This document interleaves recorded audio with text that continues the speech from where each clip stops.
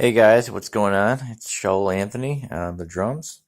I just want to kind of give you guys a little update on kind of my new drum hardware cymbal setup. I think I pretty much got everything to where I'd like to get it now, and I'd like to kind of show you guys my whole thought process. So basically, I've got my Crush um, Sublime Maple. This is before the E3 or any of this stuff. This is one of their first Sublime Maple drum kits that they offered. Uh, I'll give you a little bit better view of my kick drum here. You can see the finish on here. Um, and it's a little more turquoise looking. It looks a little blue on the camera, but it's actually a little more turquoise looking. And this particular dimension, they don't make this dimension kick, for example. This is a 22 by 20. This is definitely the biggest kick I've ever owned. In fact, so much so I actually had trouble getting it in through a studio. They had like a drum room inside a studio, and I actually had to take the take the front hoop off just to fit it inside this doorway and then put it back together. So they no longer make the finish, make those dimensions. This is a 16 by 15, and I believe they don't make those dimensions in the floor tom anymore. I think they go 16 by 14 now, if I'm not mistaken. So, really enjoying having this kit, and I've got my Emperor coated heads on it, and then snare is a matching snare. It's I believe 5.5 by 14, pure maple. I wanted to get all these drums no reinforcement rings. I want it just to be a straight shell. Then the ground I have,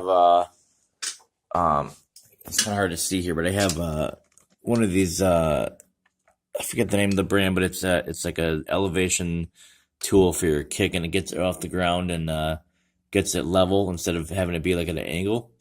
And that in combination with, if you notice, the placement of the drum is slightly off center, and I just have it that way. It's a little more ergonomic. And it really just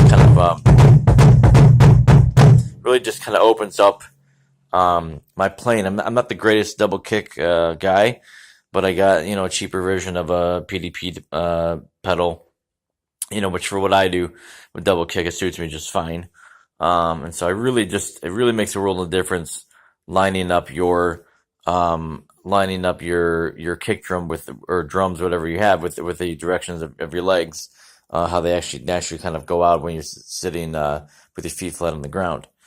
So over here I've got, this is my thing that I just got, this Tom Iron Cobra. It's a remote hi-hat, and the whole idea behind it is, you can see I've got my toms here kind of off to the sides of me, almost kind of like timpani basically. And it was a combination of Bill Bruford, being inspired by Bill Bruford, and also by Danny Carey, who has his hi-hat sort of like right in the middle, like over top of his toms. And I actually wanted to have it like right by my snare drum.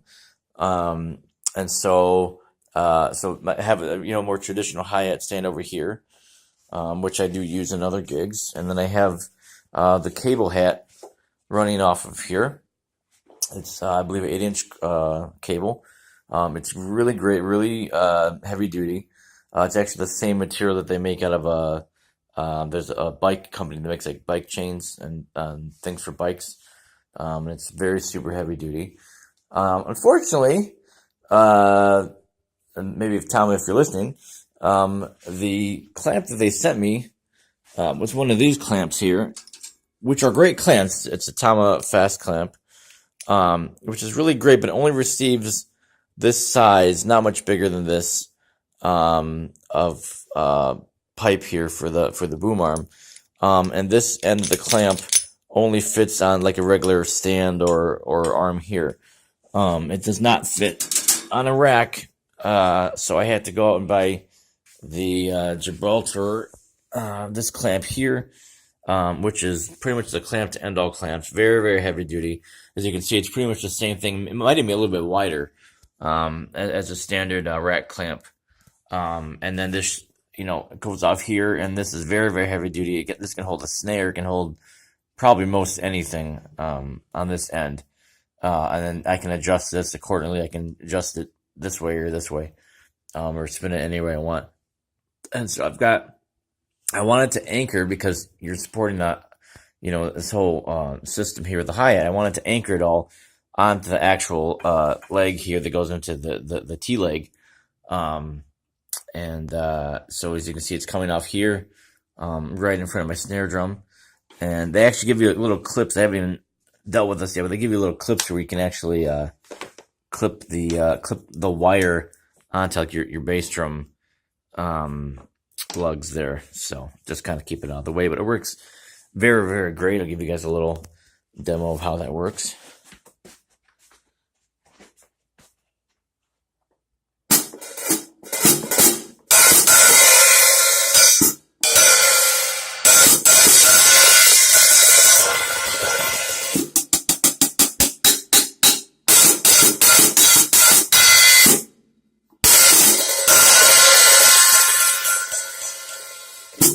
You know, the eighth notes on it. You know, it works just as good as any hi-hat that I've tried, honestly. But the cool thing is you can put it wherever you want. Or if I wanted to take it like on another gig, where say if I, for some reason wanted two hi-hats, I could just, you know, like I said, use the Tomafast clamp, stick it onto a regular stand. I could use, you know, the other hi-hat stand that I have here. And I could do a whole lot of different things with it. So on this, just kind of go from left to right here. I use Saluda cymbals predominantly. I do have some other Wuhans in here. I have this the cymbal here I designed. It's sort of like a cup chime that I designed. And then I have this cymbal here I designed. Jamie and I designed it. I had kind of in mind the Dave Weckl the Evo 12-inch ozone splash that he has, and it's basically it's a diamond cymbal, and I asked for like a more of like a older patina kind of finish on top, and then underneath I actually asked for a brilliant finish. I'm not sure if this is what Jamie calls a brilliant finish. It's really looks more traditional to me, but it does sound pretty good. And just kind of a nice dark trashy sound. You know, gets all the way fast, you know, if I needed to. And over here, I've got coming off of, actually this tom stand here, I've got connected. This is another hi-hat, extension here. But this goes on any, regular size, stand. And then here I've got a combination of, a splash, and, this is a 16-inch Wuhan. And right now I've got it pretty tight. But I can open it up too because it's a hi-hat if I want to get a little bit looser.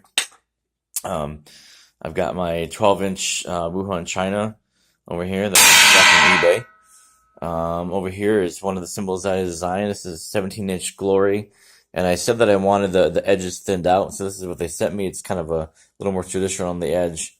And then I have a splash here that was redesigned. I had an 8-inch Glory splash that I really, really loved, but it cracked a few times.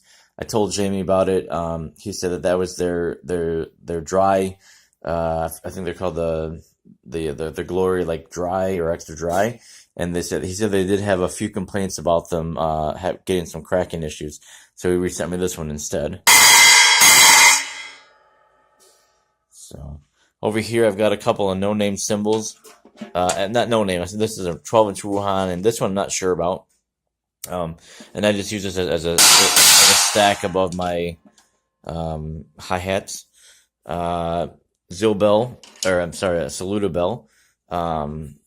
This is this is a diamond bell, 10-inch Glory splash. Over here's another cymbal I designed. This is a 21-inch. It's a Glory rye, but I specifically asked for more heavier hammering on the bell, which you can definitely see. And it's a great, just kind of wash, has a good wash, but also has controlled tones too. You can use it for rock, you can use it for jazz, fusion, you can use it for a lot of different things. Over here I have the 8-inch, Decadence China Blast, on top of the, this is a 17-inch, Decadence, Crash with, Ozone Crash.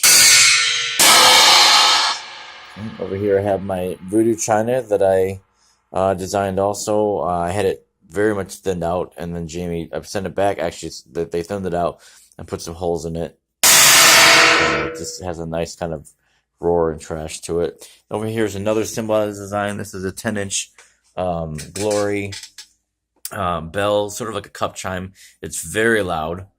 And I just kind of you can flip it upside down or right side up. I actually had an idea, and I've done this before just for fun, that you can use it as the bottom of, like, made like 10-inch hi hats, and I used the 10-inch cymbal, like just a splash cymbal on top, and made like a hi hat out of it. So this is how this sounds.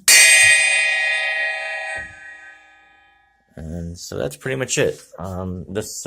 Like I said, just this is my whole cymbal setup. Eventually, we'd like to get maybe some other cymbals in here, but this is predominantly what I use now, and I'm pretty happy with it. And like I said, it's pretty ergonomic and kind of goes from left to right. And thanks for checking out the video.